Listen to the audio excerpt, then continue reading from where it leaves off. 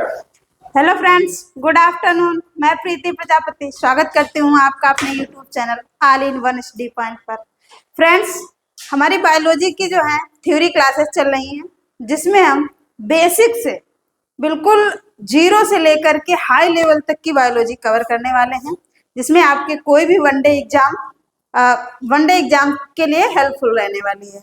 तो हमने सबसे पहला जो चैप्टर टॉपिक स्टार्ट किया था वो सेल से संबंधित जितने भी क्वेश्चन पूछे जाते हैं सब हम कवर कर चुके हैं। और उसके बाद दूसरा टॉपिक हमने स्टार्ट किया था एनिमल टिश्यू, जिसमें हमारी एक क्लास हो चुकी है। उसमें कुछ पॉइंट्स हमने कवर कर लिए थे, कुछ प्रकार जो भी आपके जंतु तक के पाए जाते हैं उसमें से कवर कर लिए थे। और आज उसी के आगे हम आगे की ओर पढ़ने वाले हैं। और उससे पहले कुछ रिवाइज कर लेते हैं कि लास्ट क्लास में हमने क्या पढ़ा था। तो चलिए शुरू करते हैं आज की क्लास। और आज की क्लास में हम एक बार क्विक फास्ट रिवीजन करते हैं, उसके आगे बढ़ते हैं कि आज क्या पढ़ना है। तो सबसे पहले हमने पढ़ा था ऊतक क्या है। ऊतक क्या है? जो एक ही प्रकार की ऐसी कोशिकाओं से मिलकर बने हैं जिनकी संरचना समान हो और उनके कार्य भी समान हो। मतलब कोशिकाओं का ऐसा ग्रुप जिनकी संरचना समान हो और कार्य भी समान हो, तो इस ग्रुप को क्या नाम दे देंगे? टिश्यू, ऊतक नाम दे देंगे।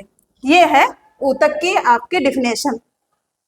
इसके अध्ययन को क्या कहते हैं? तो याद रखेंगे, ऊतक के अध्ययन को हिस्टोलॉजी कहा जाता है। और इसके आगे हमने पढ़ा था एनिमल टिश्यू, यानी टिश्यू जो आपके ऊतक हैं, जो जंतुओं में ऊतक पाए जाएंगे उनको जंतु ऊतक कहेंगे, और जो वनस्पति यानी पेड़ पौधों में पाए जाएंगे उनको वनस्पति ऊतक कहेंगे, यानी पादप ऊतक कहेंगे। तो सबसे पहले हम जंतु ऊतक पढ़ने वाले थे, जिसमें हमने पिछली क्लास में पढ़ भी लिया था कि जंतु ऊतक के कितने प्रकार होते हैं। 4 प्रकार। कौन कौन से? उपकला ऊतक यानी एपिथेलियल टिश्यू, संयोजी ऊतक जिसको कहते हैं कनेक्टिव टिश्यू, पेशी ऊतक मस्कुलर टिश्यू, तंत्रिका ऊतक न्यूरल टिश्यू। ये हम पिछली क्लास में पढ़ चुके हैं। इसके बाद हमने पढ़ा था एपिथेलियल टिश्यू क्या है, यानी उपकला ऊतक क्या है। वह ऊतक ऐसे ऊतक जो शरीर को ढकने और बाह्य रक्षा प्रदान करने का काम करते हैं, कैसे ऊतक कहलाते हैं? एपिथेलियल टिश्यू यानी उपकला ऊतक कहलाते हैं।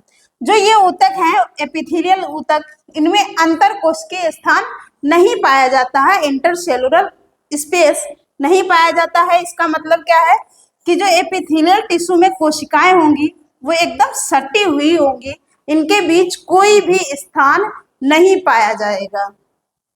अगला है एपिथेलियल ऊतक के प्रकार, जिसमें हमने पढ़ा था सल्की एपिथेलियल ऊतक। दूसरा है घनाकार एपिथेलियल ऊतक। तीसरा आपका स्तंभाकार एपिथेलियल या फिर एपिथेलियम ऊतक। ये 3 प्रकार थे किसके? एपिथेलियल ऊतक के। इसके बाद हमने पढ़ा था जो स्क्वैमस टिश्यू है यानी सल्की उपकला ऊतक है, इनके बारे में। इनकी कोशिकाएं चपटी होती हैं। जो आपकी सल्की एपिथेलियल टिश्यू थे, इनकी कोशिकाएं कैसी होंगी? चपटी होंगी, एकदम फ्लैट की तरह होंगी। यह ऊतक एक ही प्रकार की कोशिकाओं के एक ही परत से बने हैं। जो सल्की एपिथेलियल टिश्यू है, इनमें जो कोशिकाओं की परत होगी वो सिंगल लेयर होगी इस तरीके से, और एक ही तरीके की चपटी कोशिकाएं पाई जाएंगी। अगला था ये कहाँ कहाँ पाए जाते हैं आपके स्क्वैमस टिश्यू। तो आप बताएंगे आहार नाल यानी कि ईसोफेगस, मुख गुहा, बकल कैविटी, रक्त नलिकाएं। उसके बाद में रक्त नलिकाएं कौन कौन सी होती हैं? तो धमनी और सिराएं, इनमें पाए जाएंगे आपके सल्की एपिथेलियल टिश्यू। इनकी जो बाह्य त्वचा होगी वो किसकी बनी होगी? तो आप बताएंगे सल्की उपकला ऊतक की बनी होगी। जो त्वचा में पाए जाने वाले उपकला ऊतक हैं, जो आपकी बाहरी त्वचा जो दिख रही है, इस वाली त्वचा में कैसे ऊतक होंगे?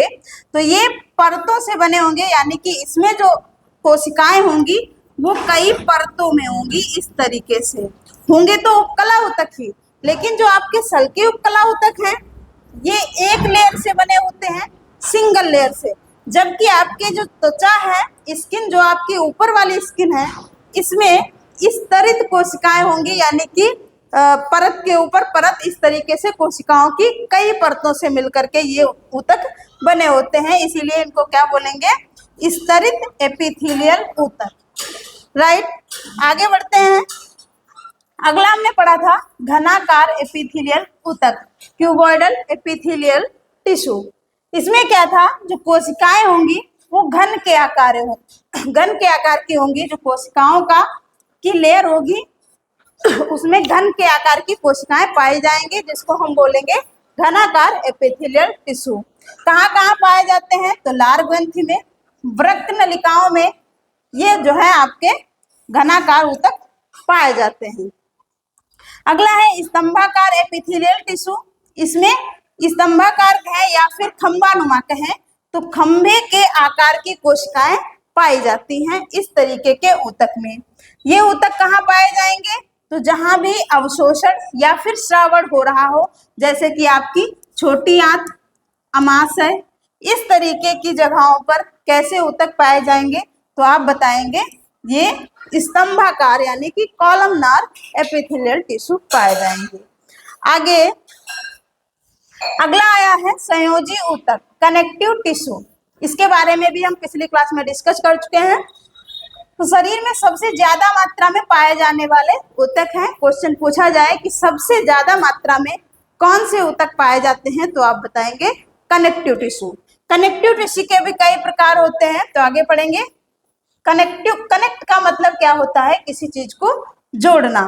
तो अंगों को जोड़ने व मजबूती प्रदान करने का काम कौन करता है, आपके कनेक्टिव टिश्यू।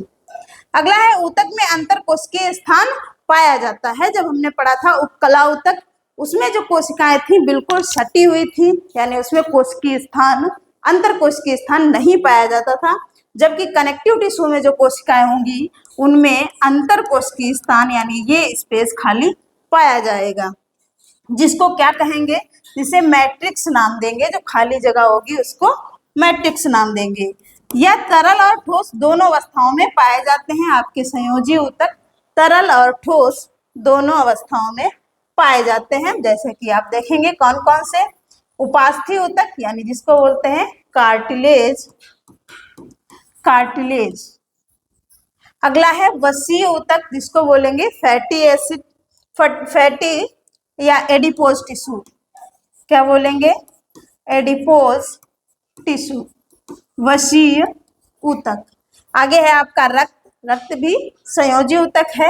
हड्डी, लिगामेंट, टेंडन, ये संयोजी ऊतक के सब प्रकार हैं। आगे इसके बाद हमने पढ़ा था उपास्थि ऊतक क्या है, कार्टिलेज टिश्यू क्या है, तो ठोस तथा लचीले होते हैं, यानी कि अवस्था कैसी होगी इनकी, सॉलिड स्टेट होगी और साथ ही साथ लचीले होंगे। इनकी कोशिकाओं को कोंड्रोसाइट्स कहा जाता है। जो इनमें कोशिकाएं पाई जाएंगी कार्टिलेज टिश्यू में, उन कोशिकाओं को नाम देंगे कोंड्रोसाइट्स। अगला है रक्त वाहिकाएं नहीं पाई जाती हैं। जो आपके उपास्थि ऊतक हैं इनमें ब्लड वेसल्स नहीं होती है, यानी कि एब्सेंट होती है। नाक की टिप कहाँ कहाँ पाए जाएंगे, तो नाक की टिप कान की बाहरी हिस्से, जो आप इसको मोड़ सकते हैं, यहाँ पर आपका कार्टिलेज पाया जाएगा। भ्रूण या नवजात शिशु में कार्टिलेज अधिक पाया जाता है। इसी कारण क्या होता है, जो आपके न्यूबॉर्न बेबी होता है, इनका शरीर जो है पूरा बॉडी बहुत ही लूज होता है, बहुत ही नरम होता है। आगे वसीय ऊतक यानी एडिपोज टिश्यू क्या है, यह ऊतक त्वचा के नीचे आंतरिक अंगों के बीच में पाए जाते हैं। जो वसीय ऊतक हैं ये स्किन के नीचे वाले भाग में और आंतरिक अंगों में भी पाए जाते हैं। वसा का संग्रहण करने वाला ऊतक है, यानी कि पूछा जाता है क्वेश्चन कि जो आपका फैट है यानी वसा है शरीर में कौन से ऊतक में स्टोर होता है, तो आप बताएंगे वसीय ऊतक में, एडिपोज टिश्यू में। इनकी कोशिकाओं को एडिपोसाइट कहा जाता है। जैसे कि कार्टिलेज जो टिश्यू थे इनकी कोशिकाओं को कोंड्रोसाइट कहा जाता है, ऐसे ही एडिपोज टिश्यू की जो कोशिकाएं होंगी उनको एडिपोसाइट कहेंगे। इसके आगे हमने पढ़ा था रक्त यानी ब्लड क्या है, तो यह तरल संयोजी ऊतक है जो कि सबसे अधिक मात्रा में पाया जाता है। आपसे पूछा जाए कि कौन सा ऊतक सबसे अधिक मात्रा में पाया जाता है, तो आप बताएंगे कनेक्टिव टिश्यू। और कनेक्टिव टिश्यू में भी कई प्रकार होते हैं। तो कनेक्टिव टिश्यू में भी आपका जो ब्लड है यह सबसे अधिक मात्रा में पाया जाता है, जिसमें 55% प्लाज्मा और 45% कोशिकाएं पाई जाती हैं। इसके बारे में हम अलग से पढ़ेंगे कि ब्लड क्या है, कौन कौन सी कोशिकाएं पाई जाती हैं, क्या काम है, इस तरीके को हम इसको बाद में पढ़ेंगे। इसके आगे इसका काम क्या होता है, तो ऑक्सीजन, कार्बन डाइऑक्साइड और ग्लूकोज का परिवहन करता है। कौन? ब्लड। पूरे शरीर में ऑक्सीजन को पहुंचाना, कार्बन डाइऑक्साइड को बाहर निकालना, ये सारा काम कौन करता है? आपका ब्लड करता है। अगला है हड्डी, बोन्स। जो सबसे कठोर ऊतक है आपका वह है हड्डी यानी बोन्स। शरीर में सबसे अधिक कठोर कौन सा ऊतक पाया जाता है? तो आप बताएंगे हड्डी या बोन्स। क्या काम करता है? तो शरीर को ढांचा और सुरक्षा प्रदान करता है। आपकी जो बॉडी है, इसकी जो स्ट्रक्चर है वो किससे बनी हुई है? बोन्स से बनी हुई है, हड्डियों से बनी है। इनकी कोशिकाओं को ऑस्टियोसाइट्स कहा जाता है। क्या बोलेंगे? कोशिकाओं को ऑस्टियोसाइट्स कहा जाता है, हड्डी की कोशिकाओं को। इसके बाद आता है आपका स्नायु, लिगामेंट, जो कि कनेक्टिव टिश्यू है। इसका काम क्या है? तो दो हड्डियों को आपस में जोड़ने का काम करता है स्नायु यानी लिगामेंट, या बोलेंगे अस्थि बंध। इसे हम बोलते हैं अस्थि बंध भी बोल सकते हैं, आपको लिखा कहीं कहीं मिल सकता है। अगला है लिगामेंट, सॉरी ये लिगामेंट नहीं लिखा है यहाँ पे, कंडरा। कंडरा को बोलेंगे टेंडन। क्या बोलेंगे? टेंडन। इसका काम क्या है? तो मांसपेशियों को हड्डी से जोड़ता है। ये भी एक प्रकार का कनेक्टिव टिश्यू है। अगला है एरियोलर, आंतरिक अंगों को सहारा प्रदान करना। त्वचा और मांसपेशियों के बीच रक्त नलिकाओं के चारों ओर ये पाए जाते हैं और अस्थिमज्जा में भी पाए जाते हैं। यहाँ तक हमने पिछली यानी लास्ट क्लास में टिश्यू के बारे में पढ़ लिया था और आज की क्लास हमारी यहाँ से स्टार्ट होती है। ये नंबर 3 है। हमने पढ़ा था एनिमल टिश्यू। एनिमल टिश्यू में 4 प्रकार पढ़े थे हमने। कौन कौन से? एक आपका उपकला ऊतक, दूसरा कनेक्टिव टिश्यू यानी कि संयोजी ऊतक, और तीसरा मांसपेशी ऊतक यानी मस्कुलर टिश्यू, और चौथा है आपका तंत्रिका ऊतक। तो इसके बारे में आज हम पढ़ने वाले हैं कि मांसपेशी ऊतक क्या है। मांसपेशी ऊतक, यह ऊतक लंबी कोशिकाओं के बने होते हैं, यानी जो मांसपेशी ऊतक हैं आपके मस्कुलर टिश्यू हैं, इसमें कोशिकाएं कैसी होंगी? तो लंबी इस तरीके से कोशिकाएं आपको देखने को मिलेंगी। यह हमारे शरीर में गति के लिए उत्तरदायी होता है। कौन से? मांसपेशी ऊतक यानी कि मस्कुलर टिश्यू। इसमें एक विशेष प्रकार की प्रोटीन पाई जाती है जो मांसपेशियों के संकुचन व प्रसार में सहायक होती है। आप दौड़ पाते हैं, किसी हाथ को या पैर को लचा पाते हैं, सीधा कर पाते हैं, किसकी वजह से? मांसपेशियों के संकुचन की वजह से। अगला है मांसपेशियों में मायोग्लोबिन। जो मांसपेशियां हैं, आपने देखा होगा मांस कैसा दिखता है? रेड रेड कलर का दिखता है, उसमें धारियां दिखती हैं। तो ये मायोग्लोबिन वर्णक एक होता है जिसके कारण मांसपेशियों का रंग लाल होता है। याद रखेंगे, इंपॉर्टेंट है कि कौन सा वर्णक पाया जाता है जिसके कारण मांसपेशियां लाल दिखाई देती हैं। तो आप बताएंगे मायोग्लोबिन। अगला है मांसपेशियों के प्रकार। जो आपके मसल्स हैं इनके प्रकार हैं। कौन कौन से? एक है आपका कंकाल पेशी, जिसको हम बोलते हैं ऐच्छिक पेशियां। क्या बोलेंगे?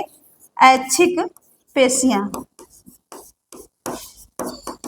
स्केलेटल मसल्स और साथ ही साथ वॉलेंट्री मसल्स भी इनको बोलते हैं कंकाल पेशियों को। अनैच्छिक पेशियां, और आगे है आपके हृदय पेशी, इसको बोलते हैं चिकनी पेशियां।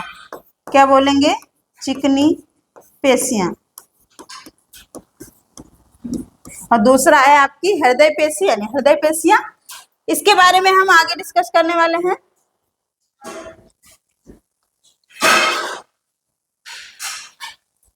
ऐच्छिक पेशियां, चिकनी पेशियां और हृदय पेशियां।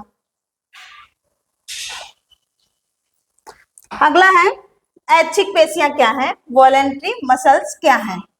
तो इच्छा के अनुसार गति करती हैं, इन्हें कंकाल पेशी भी कहते हैं।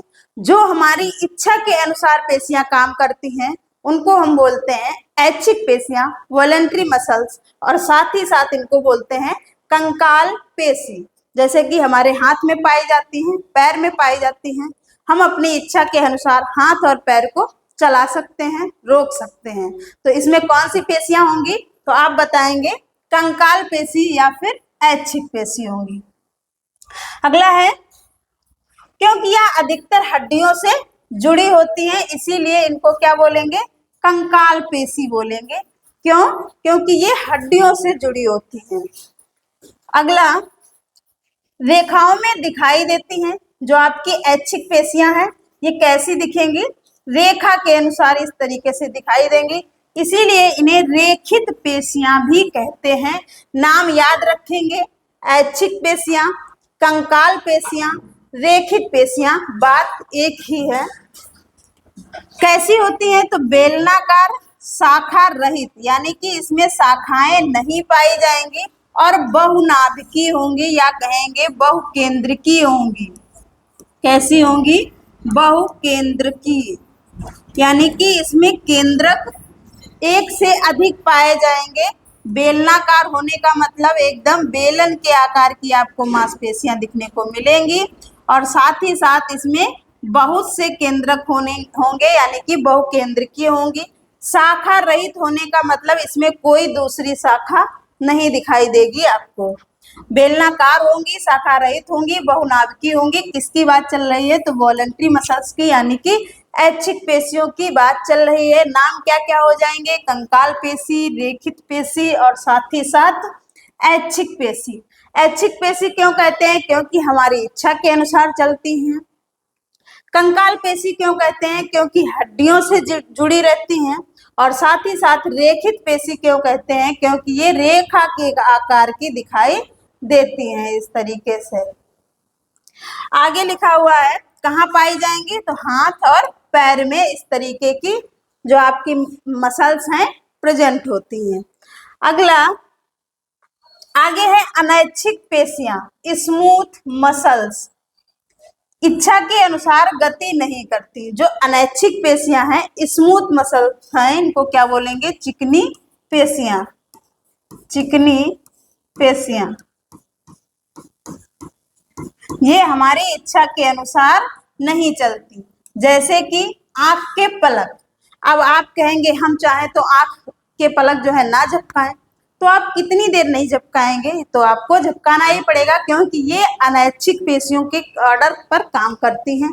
आपको हिचकी आना, छींक आना, ये सब हमारे बस में नहीं है। बाकी का आपका डाइजेशन और जितना भी है, जितने भी सिस्टम काम करते हैं वो सब अनैच्छिक पेशियों पर ही काम करते हैं। यह एक केंद्र की होता है, यानी कि इसमें जो पेशियां होंगी उनमें सिर्फ और सिर्फ एक केंद्रक होगा। साथ ही साथ याद रखेंगे ये शाखा युक्त होंगी। कैसी होंगी? शाखा युक्त होने का मतलब एक पेशी से दूसरी पेशी इस तरीके से भी निकली होगी, यानी आपको इसमें शाखाएं देखने को मिलेंगी। किसकी बात चल रही है? तो आप बताएंगे अनैच्छिक पेशियों की बात चल रही है। यानी अनैच्छिक पेशियों में केंद्रक सिर्फ एक होगा और ये शाखा युक्त होंगी। इससे पहले हमने पढ़ी थी ऐच्छिक पेशियां, जिसमें केंद्रक तो बहुत थे लेकिन शाखाएं नहीं थी और बेलनाकार थी।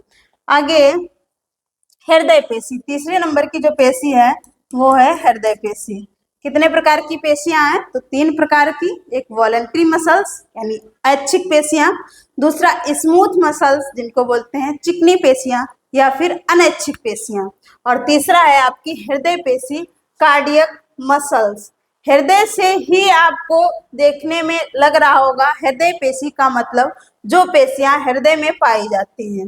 हृदय की पेशियां हैं, मतलब जो पेशियां हृदय में स्थित होती हैं उनको बोलेंगे हृदय पेशी। आकार कैसा होगा? बेलनाकार होगा, शाखाओं वाली होंगी और एक केंद्र की होंगी।